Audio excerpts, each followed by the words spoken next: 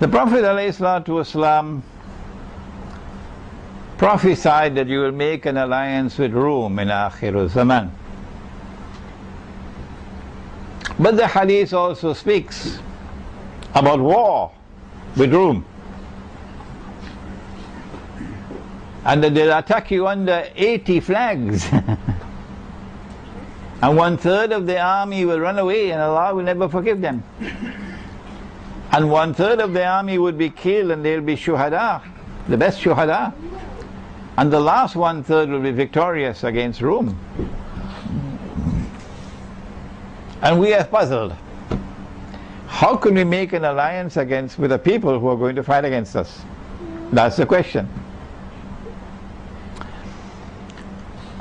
In answer to that question, I want to point out that Rome began as a city in Italy, the city of Rome, which was a pagan city, which worshipped idols and Greek gods and goddesses. That was Rome. Today that Rome is Western European Christians. That Rome has the Roman Catholic Church and the Protestant Church. Today that Rome has a NATO alliance. Today that Rome is modern Western civilization from its pagan origins. And then when Christianity came to Rome, an emperor emerged whose name was Constantine. And he took Rome out of Rome and established the city that came to be known as Constantinople. And this became the second Rome.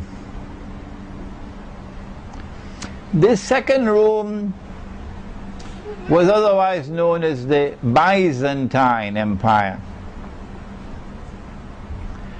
And it was in rivalry with the Persian Empire. And when the Quran declared Ghulibatir Rum, the Quran was referring to this second Rome, not the first, the second one, which had been defeated by Persia. But the tables will soon turn, says the Quran, in a few years, bid'a sinin. And the Byzantine Empire will defeat the Persians, and that's what happened. So when the Quran used the word Rome, it was referring to Rome number 2, or Byzantium.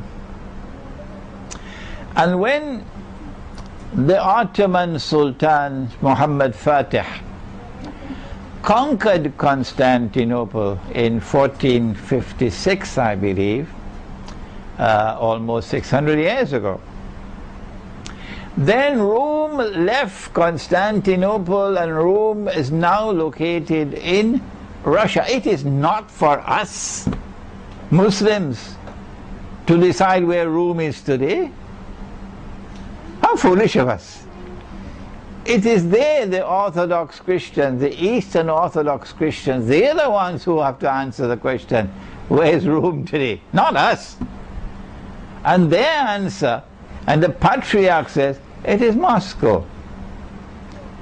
And so we have 3 Rome. The first Rome, which today has NATO and Western civilization,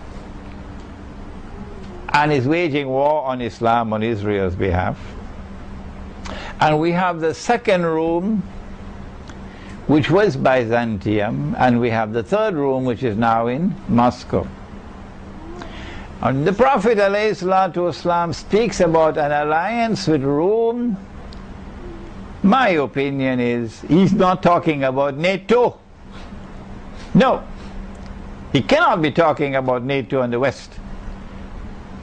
and the United States and Britain and France and so on. What nonsense!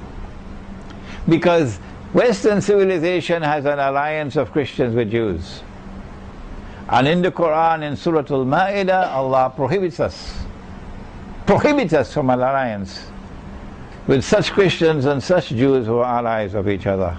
بَعْدُهُمْ أَوْلِيَاءُ بَعْضٍ. So the alliance with Rome could not be NATO or Rome number 1. The alliance with Rome cannot be number 2 because number 2 is gone. It's gone. Istanbul is now a Muslim city. The alliance with Rome, in my opinion, has to be number 3, Moscow and Eastern Europe. And I want to suggest to you that the attack from Rome is not from Russia. And that attack is coming, and it is from NATO. And they'll come with under 80 flags. It's the alliance with which they have attacked Afghanistan. And they're now preparing to attack Syria, and to attack Iran, and to attack Pakistan, and to attack Egypt. And Russia is not preparing to launch those wars, that malhama.